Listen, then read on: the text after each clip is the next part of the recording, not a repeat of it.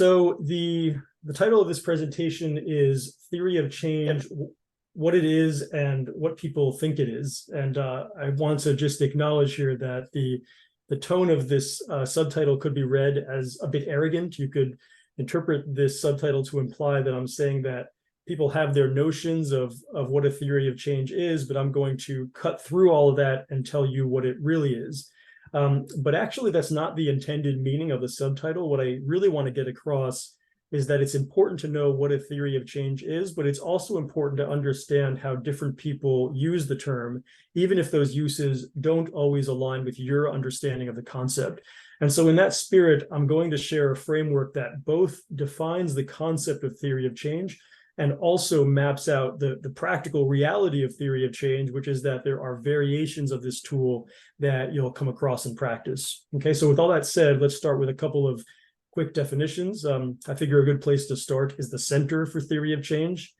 So this is a screenshot from their website where they define a theory of change as a comprehensive description and illustration of how and why a desired change is expected to happen in a particular context. And then to bring this closer to impact investing, I'm going to share a recent explanation of theory of change offered by the GIN in one of their recent reports. So here's a screenshot from that report, and we see that a theory of change describes a sequence of cause and effect actions or occurrences that the investor believes will accelerate as a result of their actions, which will contribute to a set of targeted social and environmental results. Now, there are plenty of other reports and articles and blogs on theories of change, but in my view, they all tend to converge on the same general idea of what a theory of change is, basically in alignment with the definitions I just shared. And so at the level of definitions, at least, there's actually a fair amount of agreement on what a theory of change is supposed to do. It's supposed to convey how and why certain activities should lead to certain results. Again, that is a pretty standard and well-subscribed understanding in writing, at least. But when it comes to how this idea is actually implemented, that's where things get a lot more confusing. And I'm going to illustrate that point of confusion just by showing you a few actual theories of change. These will be from impact investors, but this inconsistency that I'm going to illustrate absolutely applies to other domains of the social sector as well. So the first is this one from Potamer Capital, which is a leading impact VC firm focused on Southeast Asia. We won't go into the detail here. It suffices just to observe that this is 3 sentences. So the theory of change is brief and spelled out as text. The next one is from Green Canopy, which is a real estate company that makes impact investments. Here we see another concise theory of change that is highly visual. There's a series of outcomes shared at the top of the image there. And then there are activities listed out at the bottom. And the idea here is that these activities are the roots that lead to the blossoming of the outcomes above ground. So it's clever, pretty, but rather simple and straightforward, and again, quite visual. The next theory of change is from Nuveen. This shows a more sequential unfolding of results following from inputs and activities. Some of you may recognize this as a logic model. So here we're seeing a blending of text and visual layout that gets across this idea of a process. And this one is from Living Cities. It's another case of a diagram, but the sequence is, as you can see, far less linear than the one we saw from Nuveen. This one is obviously more complex and also involves multiple levels of analysis with a key there at the top right for tracking those levels of analysis. And then finally, these are the 12 pages from a theory of change published by the Belgian investment company for developing countries. Maybe hard to see, but we have text, we have visuals, and most importantly, we clearly have lots of detail. So this is a particularly rich example of a theory of change. And so I hope that this helps to demonstrate that while there's a fair amount of consistency in definitions of theory of change, there's a lot of variety when it comes to implementation. Now, there are 2 approaches I can take to address that confusing variety in actual theories of change. One approach is to just tell you what I think a theory of change is. So we stick to an official definition, and then we can evaluate different examples according to that definition. The advantage of that approach is that it's simple and straightforward, but the drawback is that it doesn't change the fact that lots of other people will continue to have different understandings of what a theory of change is. And these are people that you may need to work with, so it's beneficial to understand how other people think about theories of change, even if it's different from your understanding. And so given that fact, I'm going to opt for a second approach, which is to, as I mentioned before, share a framework that helps to explain not only what a theory of change is, but also how different people interpret the idea differently. And just for context, this framework I'm going to share comes from an article I published a few years ago in Stanford Social Innovation Review. If anyone wants to read that article, I'd be happy to share it. Okay, so to begin, I'm going to argue that the best way to build this framework I've been talking about is to break down the term theory of change and focus on those two main words, theory and change. Each of these words has two primary meanings, and we need to analyze those meanings to understand all the various possible meanings of theory of change. Okay, so let's start with theory. Many of us tend to think of a theory as a hunch, as when people say, I have a theory, or that's just a theory. So for many people who think of theory in this way, a theory of change is essentially some sort of proposition about change. It might be a persuasive proposition, but it's ultimately something that needs to be tested. Another understanding of theory is theory as an evidence base. This is what we think of when we hear about the germ theory of disease or gravitational theory or evolutionary theory. In this sense, a theory of change is not just a proposition about change, it's a body of knowledge that allows us to explain and understand and predict change. So again, we have theory as proposition and theory as evidence base. Okay, now let's talk about change. Change seems like a pretty simple word, but here also it's really worth breaking it down into different meanings. First, there's change as outcome, illustrated here by a butterfly in the final stage of its metamorphosis. And of course, this notion of change as outcome is widespread in the social sector. We're really interested in counting butterflies. You know, how many employment agency clients attain a job, how many of the CDFI's loans have been fully repaid, et cetera. So this version of change is very much about results, and that's obviously very important when it comes to assessing impact. So again, we have change as outcome. And then there's a notion of change as process, illustrated by the chrysalis in which a caterpillar actually turns into a butterfly. So this understanding of change is less about results and more about how we get to those results. How does the employment agency facilitate job placement? Where are clients or borrowers falling through the cracks, et cetera? So this is a more kind of interim understanding of change, not as outcome, but as process. So we've gone over two distinct meanings of theory, proposition and evidence base, and two distinct meanings of change, outcome and process. And so what we can do now is cross-classify these meanings into a nifty little 2x2 table that allows us to map out the various meanings of theories of change by unpacking the meanings of those two key words.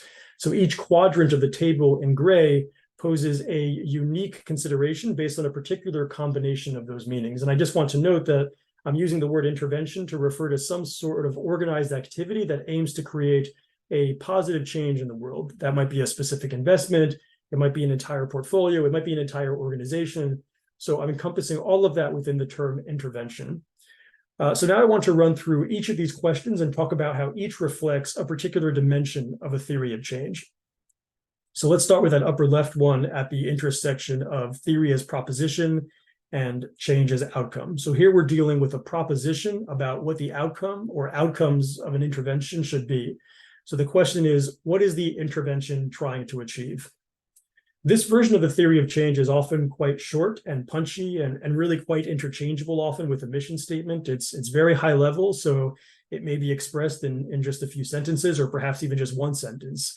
The basic idea is that you're proposing that your intervention will achieve some goal or set of goals. Here's an example from MCE Social Capital, where they say that their theory of change is that if MCE invests flexible and appropriate capital in their targeted enterprises, these enterprises can scale and better serve their customers, their employees, et cetera. You'll notice that they also use the term impact thesis, which is often treated as a synonym for theory of change and impact investing, though in practice it really applies to this one specific version of theory of change, which is a statement about what impact the organization is aiming for. Another example comes from the National Alliance of Community Economic Development Associations, where they say our theory of change is that a strong, more unified community development field will lead to stronger, healthier, more prosperous communities for those who live there, et cetera. So again, the focus is really on the intended impact. And for that reason, this type of theory of change is quite similar to a mission statement. Now let's go to the question at the bottom left at the intersection of theory as evidence base and change as outcome. So this question is about consulting the evidence base on a given outcome or a set of outcomes. So the question is, how realistic is the intervention's goal? In this aspect of a theory of change, we're looking for the evidence-based case for why an intervention's targeted impact is likely to be achieved. In terms of what counts as evidence, there's general agreement that peer-reviewed academic research is the gold standard, especially when there's a lot of peer-reviewed academic research addressing a particular question. That said, there are other types of evidence ranging from industry reports to customer feedback, and I would argue that some combination of these various types of evidence could be useful. When it comes to this aspect of theory of change, the focus may be on the entire organization, or it could be a particular program or investment. So as an example, this is an excerpt from Calvert Impact Capital's operating principles disclosure, where they say that they've developed a theory of change and set of corresponding impact objectives for each sector in which they invest. And they note that these theories of change are based on credible sector and market research and industry impact evidence, which are continuously refined based on insights from portfolio partners. So there seems to be some integration of academic and practitioner-sourced evidence here to bolster the theory of change. This is an excerpt from Norfund's theory of change, specifically for its investments in financial institutions. And if we focus on the rightmost rectangle there with the red header, we see that it outlines some of the evidence base for its support of financial institutions in low-income countries. And if you look closely, you'll see that they actually cite specific academic articles to support their work. So again, we're seeing an understanding of theory here very much as evidence-based. Now, this example and the previous one from Calvert both apply to sector-focused theories of change, but this evidence-based approach can also apply to individual investments. And a good example of this investment level evidence-focused approach is the RISE Fund, and specifically its development of the impact multiple of money. Some of you may know about the impact multiple of money. If not, I encourage you to look up this article from Harvard Business Review detailing how the RISE Fund consults academic research to estimate and then actually monetize the anticipated impact of an individual investment. For instance, in the article, the authors talk about an investment in a company called EverFi, which runs an alcohol abuse prevention course for college students called Alcohol EDU. And the RISE Fund actually looked at impact data from a 2010 randomized control trial to figure out how effective this course is at saving lives and the economic value of those lives saved. So it's really interesting stuff. Now for the question at the top right, at the intersection of theory as proposition and change as process. So here we're examining a proposition about process. So the question is, how does the intervention work? This question is typically answered with a logic model, which is a visual representation of how an intervention works step by step. And because it's visual, it's often treated as an important marketing asset. So sort of an opportunity to express aesthetically what an organization or program is about. Ideally, it's more than just marketing collateral, but that can be an important part of it. This is the basic layout of a logic model. You start with the resources that fuel an intervention at the left there, and then you move to activities, which are what the intervention does, and then you move to outputs, which are immediate and quantifiable results of the intervention, followed by outcomes, ranging from shorter term to longer term outcomes, which are the actual changes experienced by individuals or ecosystems or whatever the target of the intervention is. Here's an example of a logic model from Aqua Capital. You can see that lineup of activities, outputs, et cetera, at the top there. This is relatively detailed, but quite minimalist in terms of visual design. Here's one from Inox Capital, which is a bit more visual with icons. It's worth noting that based on what I've seen and what you can see here, many logic models are moving beyond the conventional layout of inputs, activities, outputs, et cetera. I've been seeing increasing diversity in how organizations present their logic models.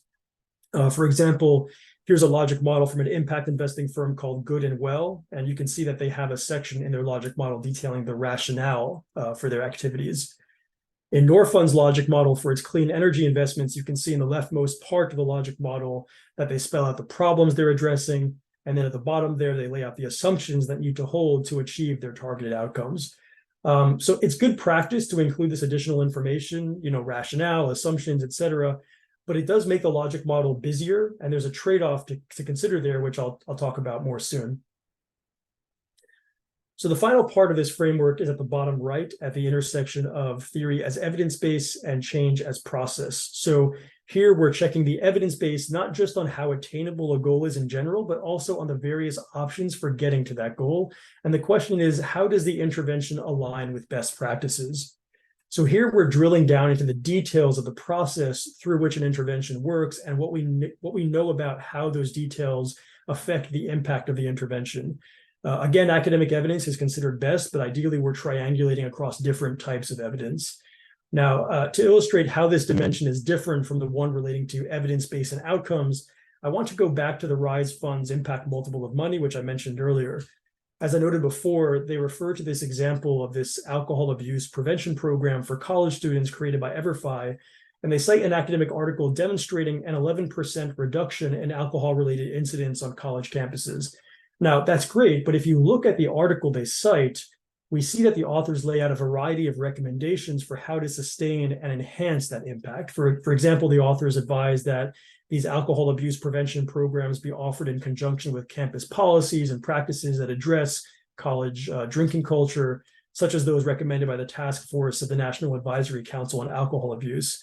And this is a good reminder that alcohol abuse prevention courses don't occur in a vacuum. There's a process through which the messaging in this type of course lands with the viewers, and that process is mediated by other factors such as party culture, enforcement norms, etc. Now, to be clear, there's only so much the RISE Fund can expect of EverFi in terms of changing policies and practices that affect campus drinking culture.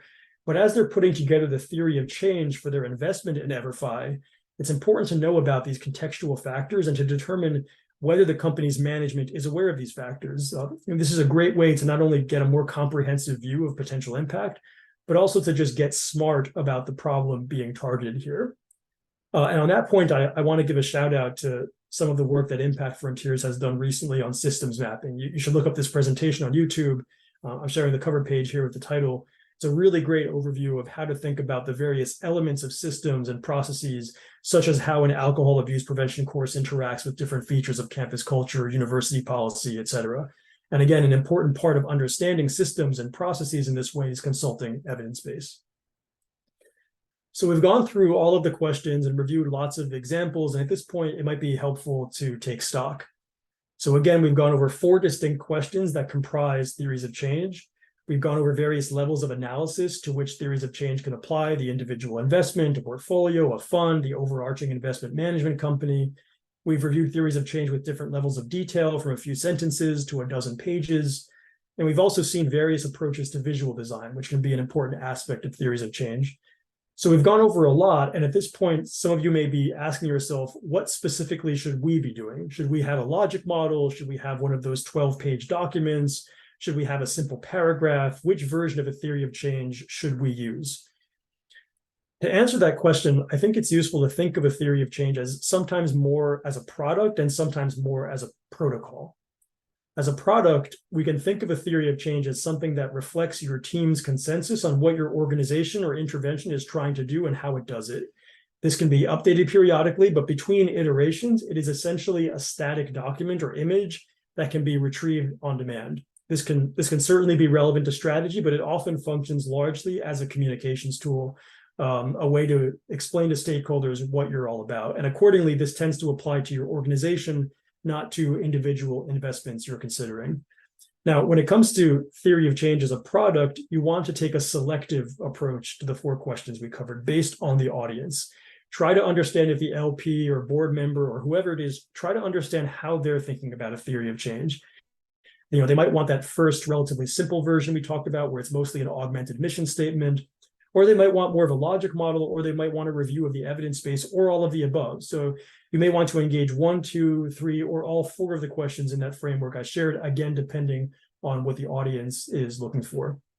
That also means that you may want to have different versions of your theory of change, you know, the simpler version for the family office and the more complex version for the DFI, et cetera.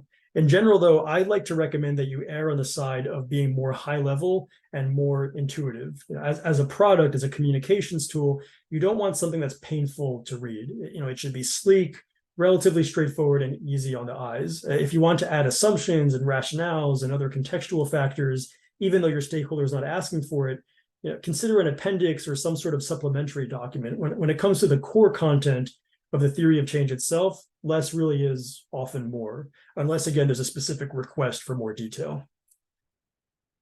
Generally speaking, when we're talking about a theory of change as a product, we're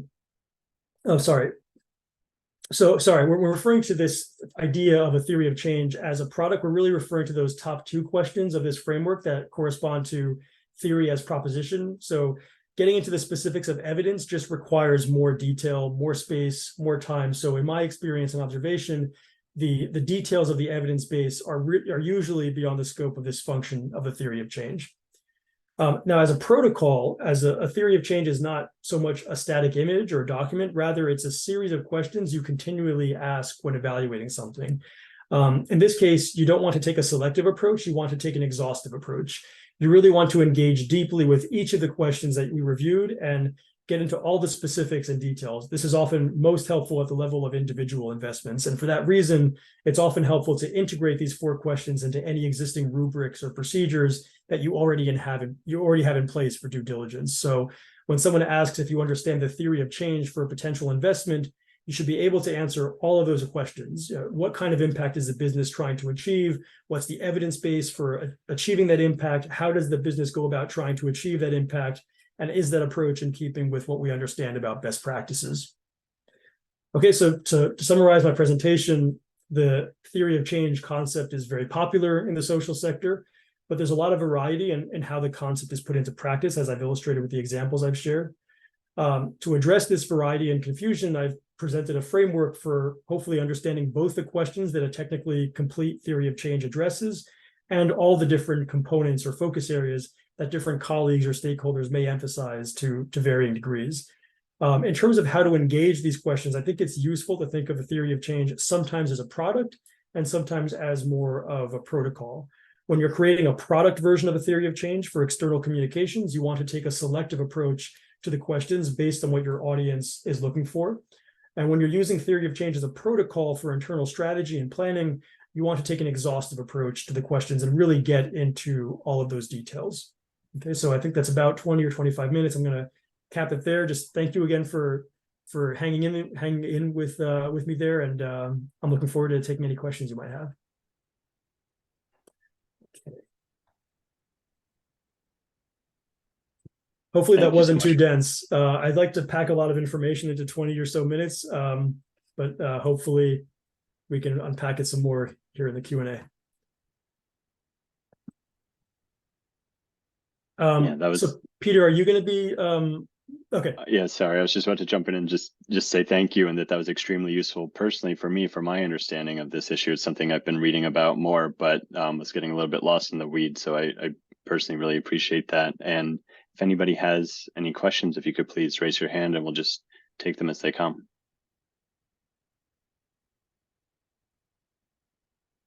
I think I saw someone with their hand up. Or maybe they put their hand down. I think it was clapping too. Oh, okay. Yeah. Thank you.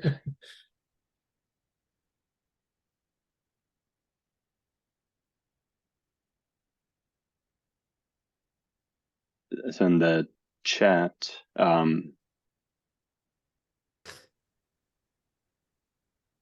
you able to see the chat? I'm happy to read out loud. It says, your opinion on efficacy of LFA, logical framework analysis, for communicating theory of change, please. So my understanding of logical framework analysis is the focus on the logic model aspect of theory of change. Is that what you're referring to? So I think that there's a lot of confusion over how theories of change relate to logic models. There's, some people think that a theory of change is a logic model and vice versa. I don't think that that's the case. I think that a logic model, in my framework, is a visual expression of just one dimension of a theory of change. And so just the logic model itself, I think that it's inadequate for, for achieving a comprehensive theory of change. But again, if we're talking about theory of change as more of that product version, something like communicating to a stakeholder what we're doing here, I think it can be effective. Ideally, it would be coupled with, an explicit articulation of, the objective. But yeah, it leaves information out. But given that people have limited, bandwidth to, integrate all of this information, a good, well-designed logic model can be very effective for, for communicating certain information. But again, I want to contextualize the logic model in my framework as just one component of a broader concept.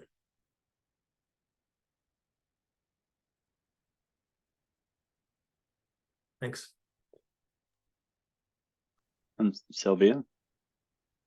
Yes, my question is more around how do you make sure that the theory is married to its evidence that it's working? Because I think the theory of change is usually just like presented on its own as kind of like, here's what we want. But sometimes I struggle to see, well, how are you actually proving the theory is accurate and making sure that we're closing that loop?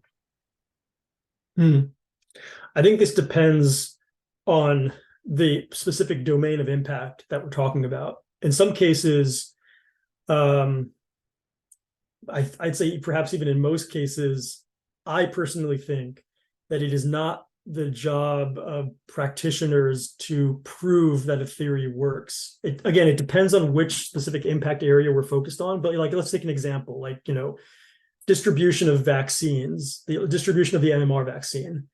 The evidence is clear that the MMR vaccine is effective. And it is not the job of the people on the ground distributing vaccines to continue running randomized controlled trials over and over and over again to show that the MMR vaccine is effective. It's their job to distribute the vaccine in a way that has been shown to maximize effectiveness. Like there are details of implementation, like provision of educational opportunities and stuff like that, making sure that you're targeting the high need areas. That is where the practitioner should be more focused and showing that they're operating in fidelity to evidence on best practices. But in terms of showing that the theory of change works, practically speaking, that can often be extremely difficult or even impossible, and just not a good allocation of resources, in my view.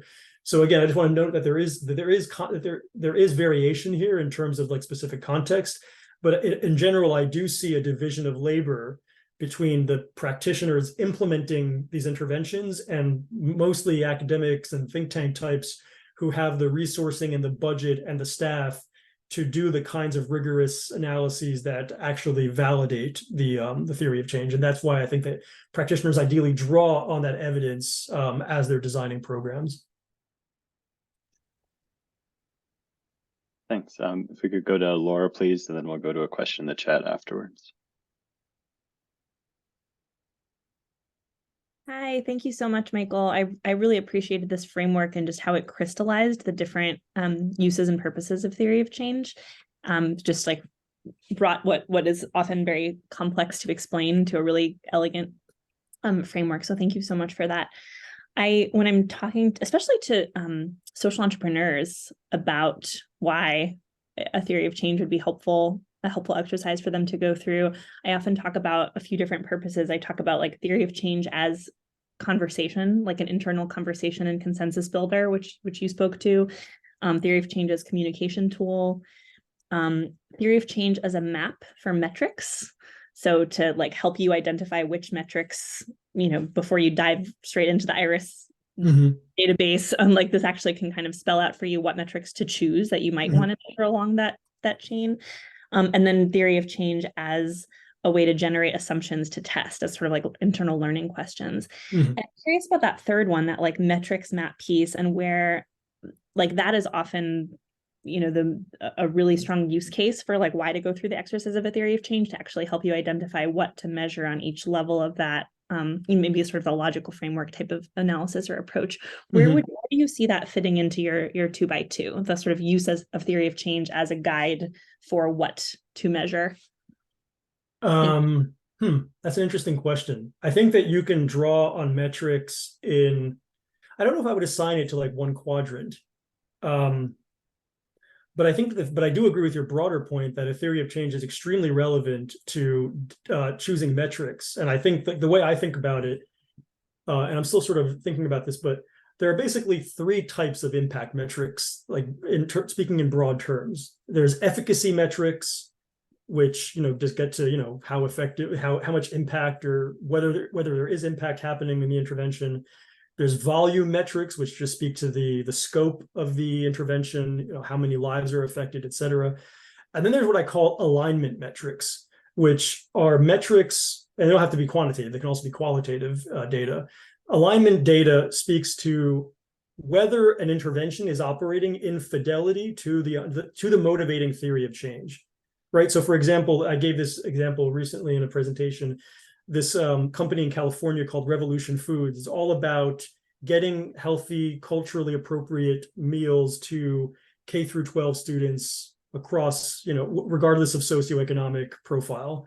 And so they're according to their theory of change, they're trying to make sure kids aren't going hungry, obviously, but also, to improve educational outcomes, et cetera. Now, if I'm a funder of Revolution Foods, I don't want to see them testing whether giving hungry kids food improves educational outcomes. I don't need to be convinced of that. I think there's enough existing evidence to show that theory of change holds. What I want to see are data on whether they're operating in accordance with the theory of change. How do you determine that the food is culturally appropriate? What percentage of the meals that you distribute are being consumed by kids who qualify for free or reduced price meals? That is the data that data does not speak to efficacy, because the efficacy is already demonstrated by the evidence, by the motivating evidence.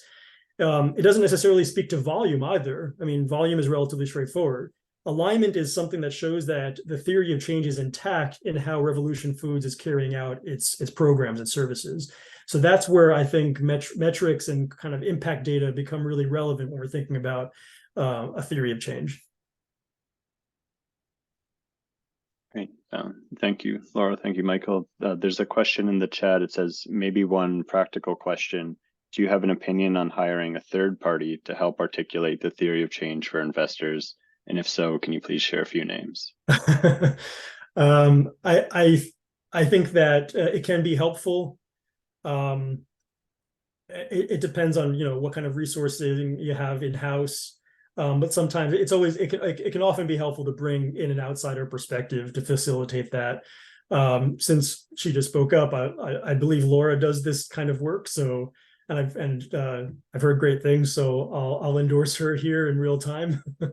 Jane Reisman has done a lot of great work in the theory of change space. I would reach out to the American Evaluation Association. They have a directory of evaluation consultants who can help with this. And I'm also happy to help if that's worth mentioning. Great, thanks. Adam, your hand was up before. If you still have a question right here. Well, I'm trying to decide. Hey, Michael, I'm trying to decide if I still have a question or not based on your last answer. I was sort of initially taking issue with your notion that basically you don't want falsifiability built into a theory of change for an impact investment. In other words, it's not the job of the investor or the deployer to evaluate whether this is effective or not, because they should be doing so on the basis of, I guess, a well-documented and accepted, sort of academically proven theory of change. There's all kinds of ways that, like if we think about the IMP, 5 dimensions, which I like to say is really 22 dimensions when you look at the subdimensions. There's all kinds of ways that impact doesn't happen as we would hope, right? There's it can fail on just so many different things along the way. And I hear you to be saying that one of those we should not be looking at is whether the basic mechanism by which the positive impact could happen can have the effect or not, that should be predetermined before you go and do it. That doesn't map very well to what I see actually happening in the field, where people are constantly trying new, not all innovations, impact innovations happen academically. Many of them are sort of experimented with in the field first, where people are like, oh, let's try this. It hadn't been tried this way before, exactly. And so would you, I guess that was a little bit convoluted, but maybe something for you to react to. Do you think that's a bad idea? Basically impact investors should only go where academics have gone before? How do you think about that? Really good question. I mean, I think I didn't hedge quite hard enough when I made that statement. I mean, I did try to say it depends on the impact context. in some cases, there's really no need for academic evidence, right? Like the Great Ocean Cleanup, where they're just trying to get as much trash out of the ocean as possible. You don't need an evidence base to show that getting plastic out of the ocean is cleaning up the ocean. It's straightforward. In some cases, in other cases, an impact investor can demonstrate, because it's a short time horizon or something, that their intervention is having a significant impact. But I guess what I want to reemphasize is that there's general consensus that academic evidence is the gold standard. But as I shared in the presentation, ideally we're triangulating across different types of evidence. Like there is a place for practitioner sourced evidence to demonstrate that an intervention works. And ideally that would be an invitation to academics and other professional researchers to go in and validate those claims. My prior is that impact is often quite complex for a variety of reasons, and practitioners, and especially impact investors, often just don't have the capacity to do a thorough outcome-oriented effectiveness analysis.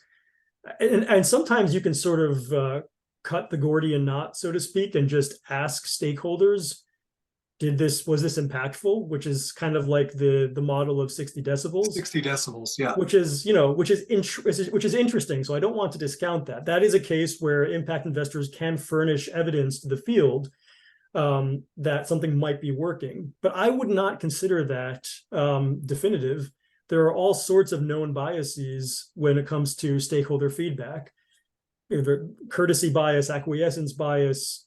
This has been shown, especially with the case of clean cook stoves. Like, people appreciate getting clean cook stoves, but when it comes to details of implementation, when you actually look at, concrete, objective environmental and health data, clean cook stoves are often not that effective. So I would say that, impact investors and other practitioners can provide their own evidence that something may or may not be working. But maybe I'm just old-fashioned. I think that there needs to be a more rigorous design for demonstrating whether impact is likely to happen. So I do think ideally it's kind of a cross-sectoral exercise, but it often needs to be more than just the practitioner themselves. And you don't think that a theory of change should be set up to test that? Like maybe if an impact investor is doing something that isn't academically based, then just do it and see what the impact is, but don't build in testing into the theory of change, right? I mean, it depends on capacity. It really depends on, if you get a grant from a charitable foundation who's one of your LPs to set up an evaluation that passes muster, by all means. So I do think it depends on the specific situation. Okay, thank you. Thanks. John. Yeah, I just want to follow up on Adam's question maybe slightly differently. So he kind of described the entrepreneurial process, right? And we see a lot of that. People trying things without a theory of change. They have an objective, they fail. They try again, they have an objective, they fail. And it's really more a process of having objectives and then experimenting with multiple competing theories, as opposed to having a theory and then trying to rationalize it. And one of the things I'm trying to come with to terms of my own head is the pros and cons of those two objectives and how to balance them out. Like, so, I'll be honest, I come from a bias, having seen a lot of nonprofits embrace the theory of change world and then do terrible work, but because they're still getting funded for their old theory of change, they don't, and they know they could do something better, but they don't change it because they have a theory of change they've told everybody about. So I'm thinking about the implications of this in the ecosystem. How do you retain that entrepreneurial spirit of testing and failing and proving yourself wrong that has been that's where so much success has come from, and use this kind of a tool at the same time? I want to make sure I understand the question. I think that there's still plenty of room for innovation and determining whether something is working. But if a business that you've invested in is succeeding, or if it's a business that you've started is succeeding financially, and customers are appreciating receiving the product, like you can show that is a success story by certain, like according to certain dimensions. But I guess I'm not totally following the question. I don't think, let me reframe. I am not trying to suggest a strictly hierarchical model where practitioners cannot move unless they have sort of the blessing of like a pre-developed academic evidence base. I think that there needs to be some claim of evidence, like that we have, this is the reason we have to believe that doing X will lead to Y. I think that ideally there would be a rigorous body of evidence to motivate that claim. But I did say in the presentation that it can come from other sources as well. And if there isn't an evidence base for why an outcome is likely to be realistic, then just be explicit about that. Then that is a question mark in that quadrant of the theory of change where you are basically making the argument, we are trying something that has not been tried before, and we'll report back on how it's going. And if there is promising evidence, then this really deserves more attention. So there can be that kind of entrepreneurial spirit there, but that is a risk for any investor who wants to potentially support that. Now, some investors have that appetite for risk and others don't. But as long as the entrepreneur is explicit about that, I think that's fine.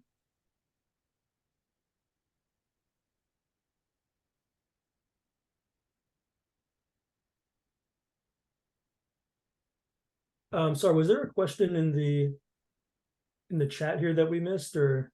I was just looking at that now. I think it might be more of a comment. Oh, okay.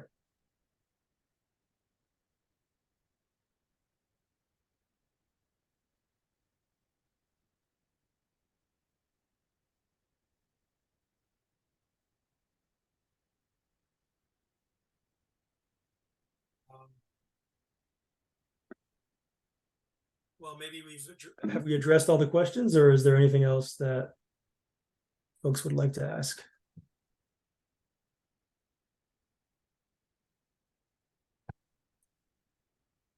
Well, I think you have my contact information from the event. If there's anything, the event invite, or if not, do feel free to reach out to me on LinkedIn. I'm happy to continue the conversation if anyone has additional questions.